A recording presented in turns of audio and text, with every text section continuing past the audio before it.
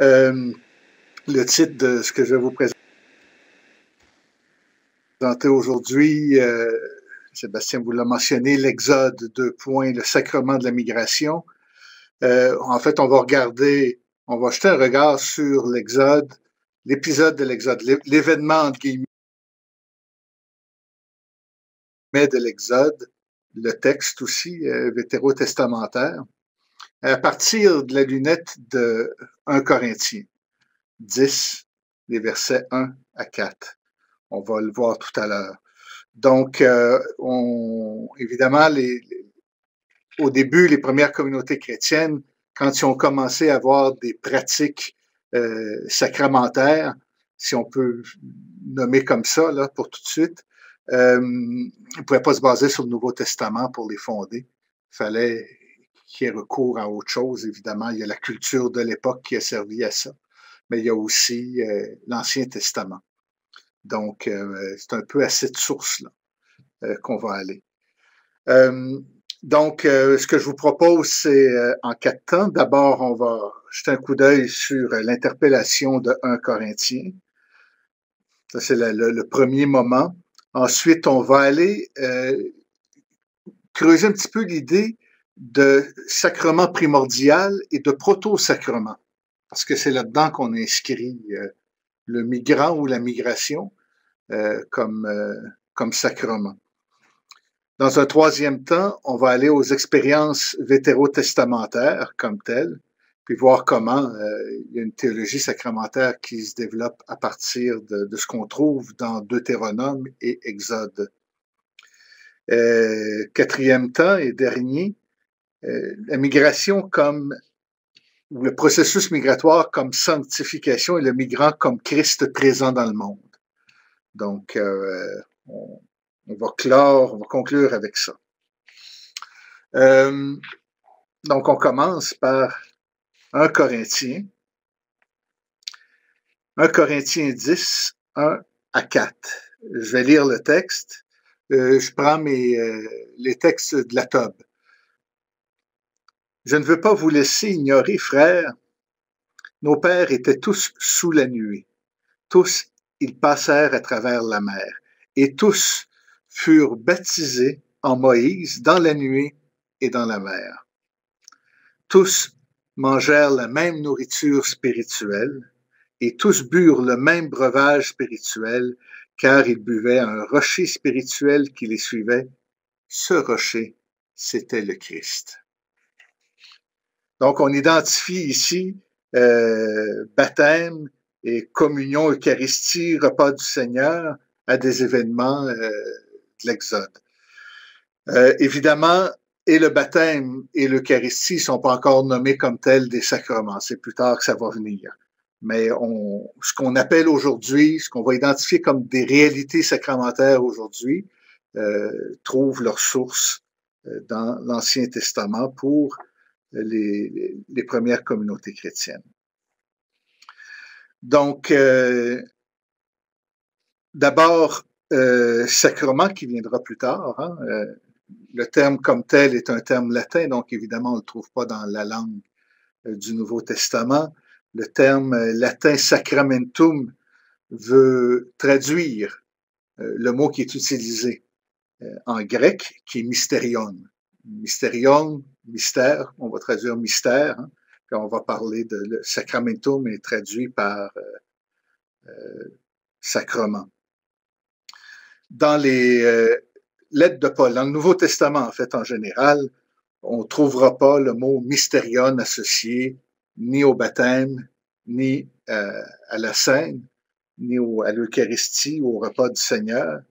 On va trouver plutôt associé à l'Église, au Christ, l'Église comme mystère, le Christ, le mystère du Christ, ou de la parole encore. Mais on ne trouvera pas les autres associations, c'est-à-dire avec l'association entre Mysterion et les autres mots. Mysterion est un mot qui est pris de la tradition païenne. Il y a des rites mystériques, des mystères qui sont pratiqués, où c'est dans une perspective généralement très gnostique qu'on le fait, Par exemple, vous allez voir où on va en venir avec ça. On va, dans certaines religions mystériques grecques, certaines pratiques mystériques grecques, on va prendre une personne, on va le saucer dans l'eau et il va en devenir l'esprit purifié, plus vertueux qu'il était, etc. Évidemment, on insiste toujours quand on parle de mystère chrétien que c'est essentiellement la présence du Christ. On ne peut pas le confondre avec un simple rituel. Sacramentum, qui a été le mot par lequel on a traduit l'expression grecque au latin, sacramentum fait partie du vocabulaire militaire, en fait. Le sacrement, c'est ce que quelqu'un fait avant de recevoir ses armes pour entrer dans la Légion, pour aller se battre. C'est un rituel militaire. Donc, évidemment, c'est on s'engage à travers ce rituel-là, on prend parti, on s'engage pour le Christ dans ce cas-ci, mais ça vient vraiment d'un autre univers. Mais c'était ce qu'on trouvait le plus adéquat pour expliquer vraiment ce qui se passait dans un mystère tel que le baptême, par exemple, quand ça va commencer à se développer comme théologie. Donc ici, je me limite à 2 sacrements, évidemment, auxquels on va faire référence. Le baptême et ce qu'on pourrait appeler l'Eucharistie, le repas du Seigneur ou la Sainte Seine, tout dépendamment des dénominations. Si je m'arrête précisément à ces 2 sacrements-là, c'est pour 2 bonnes raisons. La première, évidente, c'est parce que c'est les 2 qui sont mentionnés. Seulement ces 2 réalités-là, ces 2 pratiques-là qui sont mentionnées dans 1 Corinthiens. La deuxième raison aussi, c'est parce que on n'est pas allé chercher ailleurs d'autres fondements, d'autres possibilités, dans une perspective plus écuménique, de dialogue interreligieux, de dialogue en fait écuménique, interdénominationnel, non pas interreligieux, avec les réformés et aussi les évangéliques. Comme chez les catholiques, il y a un partage du pain. Évidemment, avec une compréhension, une théologie qui sera différente, mais ici, on va regarder, on va approcher cette pratique-là d'Eucharistie, de repas du Seigneur, de Sainte Seine, de manière transversale à travers les différentes dénominations, avec leur dénominateur commun et surtout leur sens social, là, qui peut être commun, évidemment, aux différentes dénominations chrétiennes.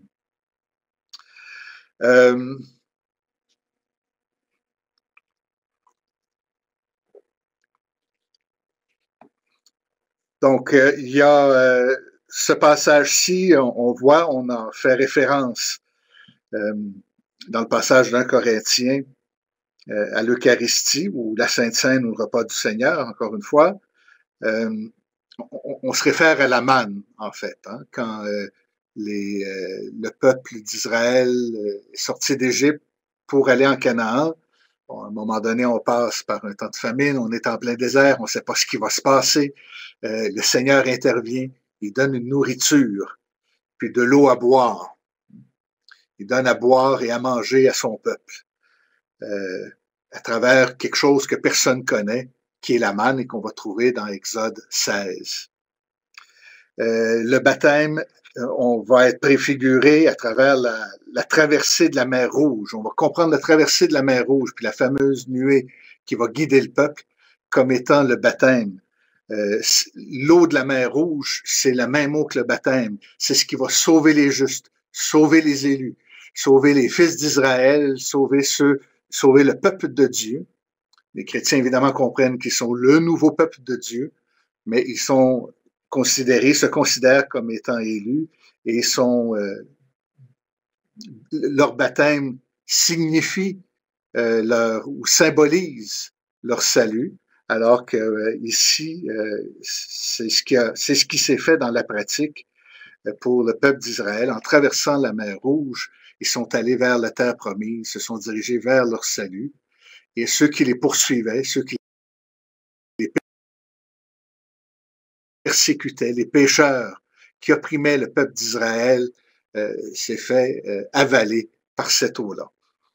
Il y a un autre passage aussi dans le Nouveau Testament, faire une référence à des eaux, des eaux du déluge en fait, et qui va associer le baptême au déluge. Donc on peut aller dans 1 Pierre, le chapitre 3, les versets 18 à 22. Donc, 1 Pierre, chapitre 3, versets 18 à 22, il est écrit, en effet, le Christ lui-même a souffert pour les péchés une fois pour toutes, lui juste pour les injustes, afin de vous présenter à Dieu. Lui, mis à mort en sa chair, mais rendu à la vie par l'Esprit. C'est alors qu'il est allé prêcher, même aux esprits en prison, aux rebelles d'autrefois, quand se prolongeait la patience de Dieu au jour où Noé construisait l'arche, dans lequel peu de gens, 8 personnes, furent sauvées par l'eau. C'est l'image du baptême qui nous sauve maintenant. Il n'est pas la purification des souillures du corps, mais l'engagement envers Dieu d'une bonne conscience. Il vous sauve par la résurrection de Jésus-Christ, qui, parti pour le ciel, est à la droite de Dieu et à qui sont soumis anges, pouvoir et puissance. Donc on a ici encore une allusion, les eaux du déluge comme étant une préfiguration de l'eau du baptême des chrétiens, par lequel on meurt au péché et puis on est promis à la vie éternelle. Juste un petit fait à remarquer ici, hein, dans tout ça, dans les 2 textes qui sont cités ici, autant dans 1 Corinthiens que dans 1 Pierre, c'est des moments migratoires dont on parle. Celui de Moïse, évidemment, c'est un exode. On va vers la terre promise. On migre vers la terre promise. Ça va de soi. Noé aussi. Noé laisse à jamais la terre qu'il a vue naître pour aller vers une terre complètement nouvelle. Pas de possibilité de retour, mais c'est aussi un mouvement migratoire. Ils s'en vont vers une terre renouvelée, ils vont la peupler, ils vont la faire fructifier nouvellement. Donc, les deux se présentent dans des moments migratoires. Et on a aussi des éléments qui sont propres à travers ce geste-là, à travers autant le geste du baptême qui est un accueil de la part de Dieu.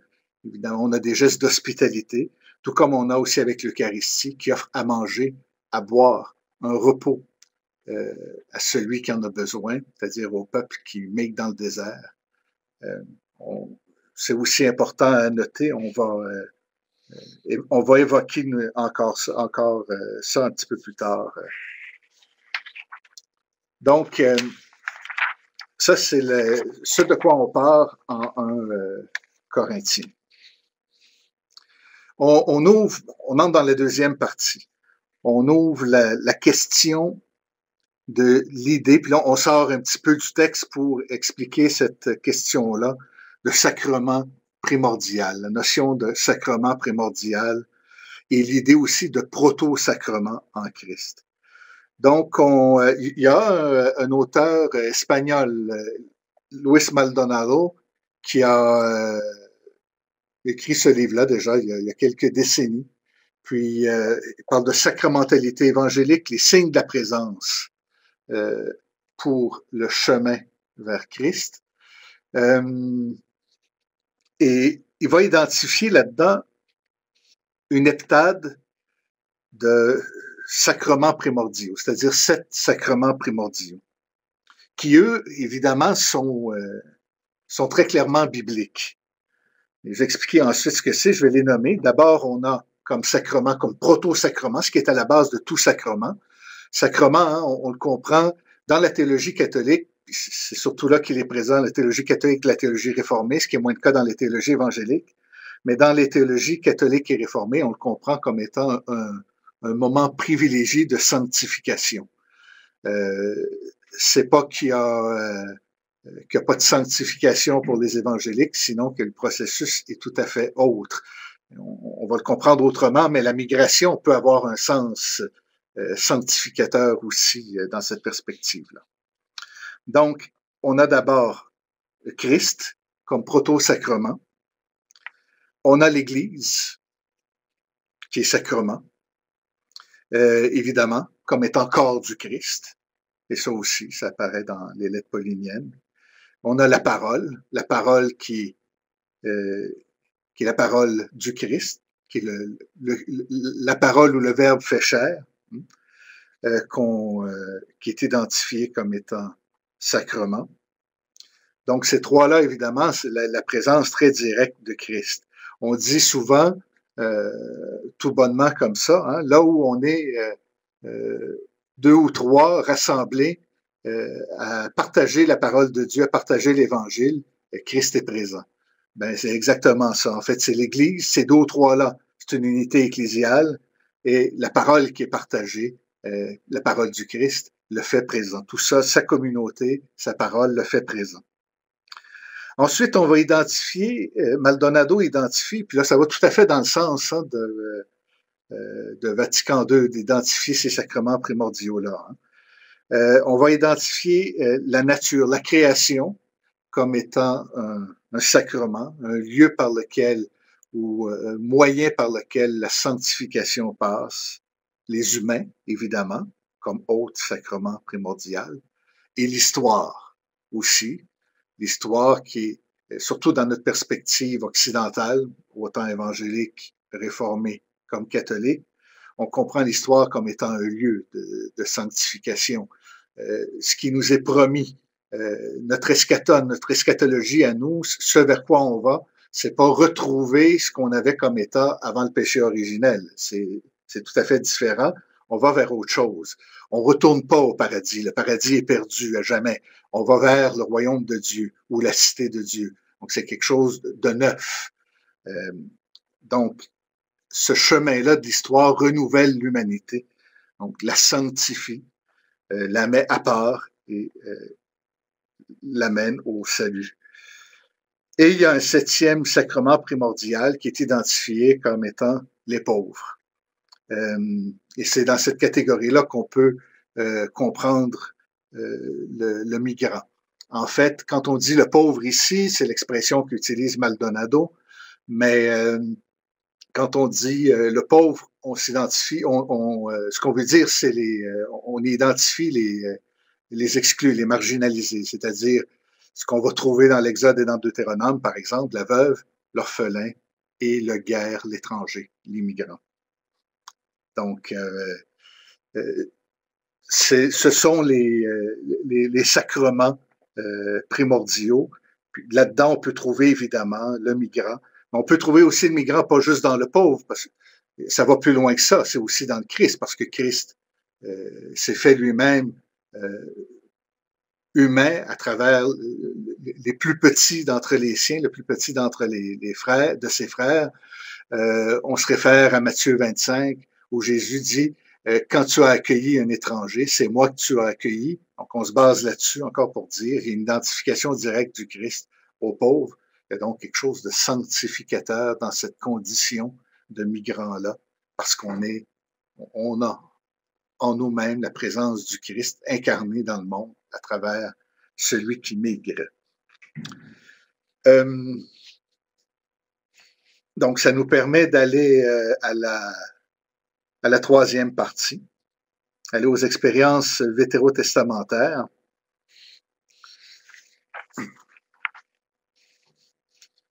Donc, comme je le mentionnais, on a deux épisodes. 1 Corinthiens fait référence à deux épisodes. Celui de la manne, évidemment, pour ce qui est de la nourriture, pour ce qui est de donner à boire à son peuple qui n'a rien, une nourriture hein, à travers la manne qui n'existe pas. C'est Dieu qui l'envoie directement de sa main vers son peuple. Pour ce qui est du baptême, on le retrouve dans le fait de passer la mer Rouge.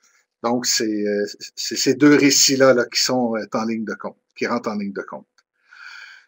ce sont des passages qui vont être présents surtout dans le livre de l'Exode et non pas dans le Deutéronome. Là, ici, je me permets une petite parenthèse. On a souvent l'impression, quand on ne lit pas les textes, parce qu'on entend, puis même quand on lit les textes directement, que les livres de l'Exode et que le livre du Deutéronome parlent de la captivité en Égypte, de l'esclavage en Égypte. Or, pas tellement. C'est plutôt la transition. Dans le Deutéronome, c'est clairement le mouvement dont il est question. C'est le peuple dans le désert, c'est le peuple qui va vers Canaan. Dans l'Exode, il y a un passage, il y a quelques passages où on va voir le peuple d'Israël en Égypte, en captivité, mais de mémoire, c'est au chapitre 2 que Moïse fuit vers le désert et va vers Madian. Donc, mais parce qu'on a reçu toute une culture biblique, entre autres le fameux 10 commandements avec Charlton Heston, qui nous présente ça à chaque année au temps de Pâques, en Semaine Sainte, puis on nous présente ce film-là qui dure peut-être 4 heures, et puis les 3/4, sinon plus, du film se passe dans la captivité en Égypte, puis le retour après ça. Mais le passage dans le désert, c'est peut-être la dernière demi-heure, tout simplement. Et le gros du film nous montre beaucoup d'images, beaucoup de choses qui sont arrivées pendant le séjour en Égypte, alors que le texte d'Exode en parle pas tant que ça. Mais il en parle, et c'est important de le mentionner qu'il en parle. Parce que c'est aussi ce qu'on avance ici, comme ces textes-là parlent de la captivité en Égypte, Deutéronome et bon, la captivité, de la sortie d'Égypte, surtout de la migration du peuple d'Israël vers la terre promise. Mais ils sont écrits, dans le cas de l'Exode en tout cas, très certainement, il est écrit dans le contexte de l'exil. Donc on parle d'Exode, mais en fait on expérimente l'exil en même temps, l'exil babylonien. Et c'est pour ça qu'on va s'attarder davantage sur l'état de choses de ceux qui sont maintenus de force à Babylone, parce que maintenus de force, pardon, en Égypte, parce que ça fait référence à ce que les Israéliens, ce que les Israélites vivent à ce moment-là dans leur captivité babylonienne. Donc, c'est un point important à mentionner. Le texte de l'Exode, on le situe présentement vers la fin de l'exil. C'est là un moment où le peuple, petit à petit, commence à perdre sa langue, commence à perdre des coutumes. On sent le besoin de raffirmer une certaine tradition. Le texte d'Exode va servir à ça. On va, dans le texte du Deutéronome, qui a été probablement écrit tout juste avant l'exil, où déjà ça se pressentait qu'il était pour se passer quelque chose, mais là, on ne fera pas référence au peuple qui a vécu en Égypte, parce que c'est pas quelque chose qui parle autant à l'auteur du texte, aux auteurs du texte. Donc, évidemment, on comprend toujours, ça ne veut pas dire qu'il n'y avait pas de récit sur Moïse avant, sur la sortie d'Égypte, sur ce qui se passait en Égypte. Bon, ça ne veut pas dire que ça n'existait pas, mais on a filtré à travers notre vécu, en fait, ce que l'auteur d'Exode a fait, c'est de la théologie contextuelle. Il a compris un récit de foi à partir de la réalité dans laquelle il vivait, tout simplement. Donc, il y a certains passages qui sont aussi révélateurs que je vais mentionner de la relation avec l'immigrant. Hein. On voit une perspective qui naît à travers ces textes-là. Par exemple, en Exode, je prends juste quelques exemples. Un exemple d'Exode, chapitre 2, les versets 20-21, il est dit, « Tu n'exploiteras ni n'opprimeras l'immigré, car vous avez été des émigrés en pays d'Égypte. Vous ne maltraiterez aucune veuve ni aucun orphelin. » Donc, dans le Pentateuque, dans l'ensemble du Pentateuque, en fait, quand on va parler du guerre, c'est-à-dire de l'étranger, je dirais plutôt de l'immigrant, parce que l'étranger, bon, on traduit surtout parce que les traductions sont européennes généralement, ou avec forte influence européenne, on va surtout utiliser le terme étranger. Mais étranger, c'est un peu plus stigmatisant parce qu'étranger, on demeure toujours, c'est pas étranger, c'est pas un terme qui évolue, comme le migrant, par exemple. Parce que le migrant, c'est celui qui est dans un processus de migration. Donc, le migrant est à un moment donné émigrant parce qu'il sort d'un endroit, et à un autre moment donné, il est immigrant parce qu'il entre dans un endroit, puis il peut aussi redevenir migrant, toujours être migrant. Bon, il y a cette mobilité-là dans le terme qui explique davantage la réalité qu'on veut évoquer ici.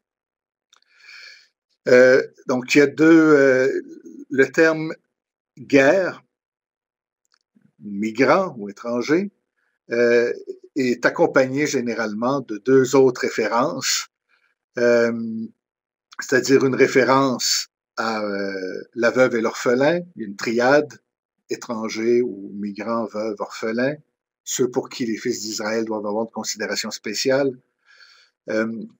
Et aussi, n'oubliez pas que vous avez été des immigrants, vous avez vécu en immigré au pays d'Égypte. Là, ici, il y a deux interprétations possibles. C'est pas réglé. On réfléchit toujours là-dessus. Laquelle serait la bonne? Est-ce qu'on veut dire, oubliez pas de ce que vous avez souffert en Égypte, rappelez-vous de ça, et pour ça, soyez gentils avec les immigrants qui vont venir chez vous.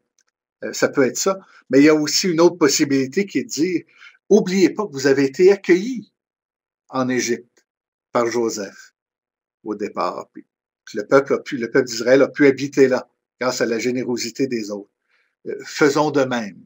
Bon, deux possibilités avec des arguments en faveur et en défaveur des deux côtés, évidemment. L'autre passage de Deutéronome Deutéronome 10, 17 à 19, il est écrit, « Car c'est le Seigneur votre Dieu qui est le Dieu des dieux et le Seigneur des seigneurs, le Dieu grand, puissant et redoutable, l'impartial et l'incorruptible, qui rend justice à l'orphelin et à la veuve et qui aime l'immigré en lui donnant du pain et un manteau. Vous aimerez l'immigré car au pays d'Égypte, vous étiez des immigrés. » Donc, la traduction de la table. On voit le geste ici, bien clairement, le geste d'hospitalité envers les migrants, en lui donnant à manger et à boire, qui est aussi le geste d'hospitalité que Dieu a eu avec son peuple dans le désert, quand il lui a donné à manger et à boire. Un autre passage qui évoque, qui n'utilise pas clairement le terme guerre, mais qui s'adresse à quelqu'un qui vient d'ailleurs, qui se réfère à quelqu'un qui vient d'ailleurs. C'est en Deutéronome 23, 16, 17, que je vous cite comme ça parce que je trouve que c'est une source d'inspiration pour les gouvernements actuels. Ça devrait être une source, ce n'est pas, ça devrait. Tu ne livreras pas un esclave à son maître s'il s'est sauvé de chez son maître auprès de toi. C'est avec toi qu'il habitera, au milieu de toi, dans le lieu qu'il aura choisi, dans l'une de tes villes, pour son bonheur. Tu ne l'exploiteras pas. Ça devrait être le vecteur de toute politique migratoire. Évidemment, ici, il y a une référence implicite à celui qui vivait en esclave, qui a connu la condition de migrant, puis qui est allé se réfugier ailleurs, qui a demandé l'asile à quelqu'un, et à vivre là où bon lui semblait à ce moment-là. Donc, tout ce processus migratoire-là, les interventions divines qu'on a associées au sacrement, la loi qui est en train de se formuler en faveur du migrant sont un lieu possibilité de sanctification dans le sens où on va vers une rédemption, on va vers une libération. C'est dans ce sens-là, on n'a pas évidemment un salut qui est entendu de la même façon dans l'Ancien Testament que dans le Nouveau, mais on va récupérer cette idée-là, prise d'une expérience migratoire, pour la transposer dans notre compréhension de la sanctification dans l'Église chrétienne. Ça m'amène au quatrième point et dernier point. migration comme sanctification et le migrant comme Christ présent dans le monde. Bon, d'abord et avant tout, une petite parenthèse pour commencer en parlant de la condition migrante de Jésus. On a identifié au départ le migrant au Christ, surtout à travers Matthieu 25, 35. La condition migrante de Jésus, dans Matthieu, au début du livre, au début de l'évangile de Matthieu, c'est un réfugié. Aussitôt qu'il est né, il y a une persécution contre les enfants, les nouveau-nés d'Israël, et puis Joseph, Marie et Jésus vont fuir vers l'Égypte. La référence à l'Égypte est intéressante, puis c'est pas déconnecté évidemment de ce qu'on a vu. Jésus est un réfugié, tout simplement. Puis, il y a quelque chose d'intéressant et d'extraordinaire en même temps dans Luc 24, 17, c'est-à-dire quand Jésus ressuscité apparaît aux disciples d'Emmaüs.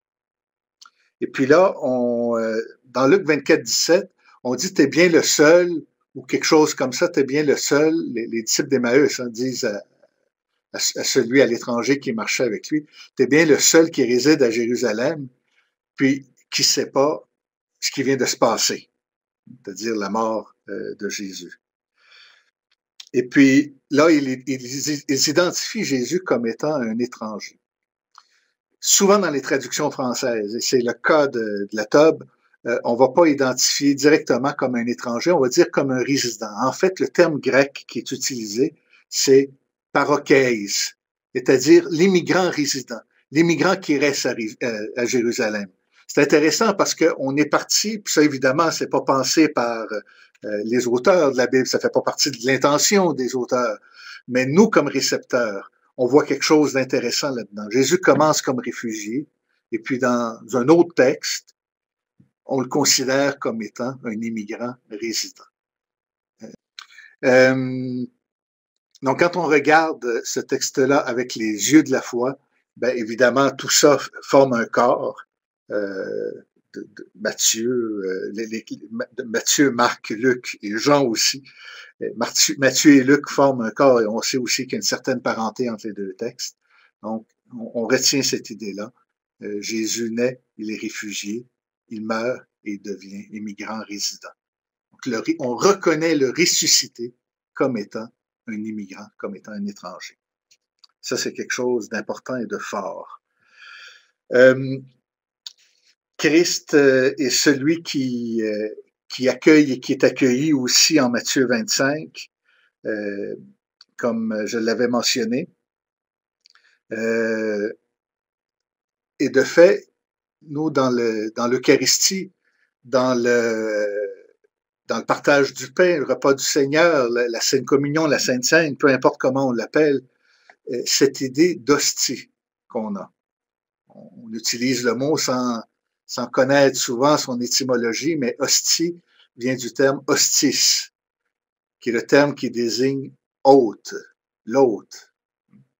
L'hostis, c'est l'hôte, ça peut être aussi l'hostile, mais c'est aussi un hôte. Quand on reçoit l'hostie, quand on reçoit le pain, en fait, on reçoit Christ lui-même. Et c'est ça, c'est en tant qu'hôte qu'il est dans le pain, et pas autrement. C'est dans le geste d'accueil, dans le geste d'hospitalité où il se trouve à être hôte, hostie, hostis. Ce geste-là d'Eucharistie, de repas du Seigneur, se fait autour d'une table, se fait autour d'un repas. Le geste primordial de tout accueil. Évidemment, quand on accueille quelqu'un chez soi, c'est quelqu'un qui vient d'ailleurs de chez soi. C'est un paroikos, c'est un étranger, c'est un migrant, c'est quelqu'un qui est de passage, c'est quelqu'un qui est extérieur à la maisonnée. Et on l'accueille. C'est ce geste-là qu'on fait entre chrétiens, peu importe la dénomination, celui d'accueillir Christ. Et on va répéter un geste qui a été fait par Dieu lui-même pour son peuple, en accueillant son peuple dans le désert. Essentiellement, c'est ça. Mais dans les sacramentaires, les théologies sacramentaires contemporaines, on tend un peu à délaisser cette dimension sociale-là et vétérotestamentaire de la chose. Mais c'est pourtant bien présent. En fait, quand on dit qu'on voit ces signes-là, ces réalités vétérotestamentaires-là, entre guillemets, comme étant des sacrements, on n'invente pas grand-chose, parce que déjà Tertullien parlait du fait de passer la mer Rouge comme étant un sacrement, il parlait de la manne comme étant un sacrement. On parle déjà du temps de Tertullien. Donc, à partir d'un événement migratoire, il identifiait des moments, des passages qui avaient une portée sanctificatrice, c'est-à-dire pas qui rendaient quelqu'un saint, mais à travers lesquels on voyait, on sentait cette sanctification-là à travers notre vie s'opérer par l'Esprit, par la présence du Christ qui est préfigurée dans ces événements-là. Donc, je m'arrêterai ici pour faire 40 minutes, et je pense qu'il me reste encore 3 minutes, mais je m'arrêterai ici, puis je laisserai de la place aux questions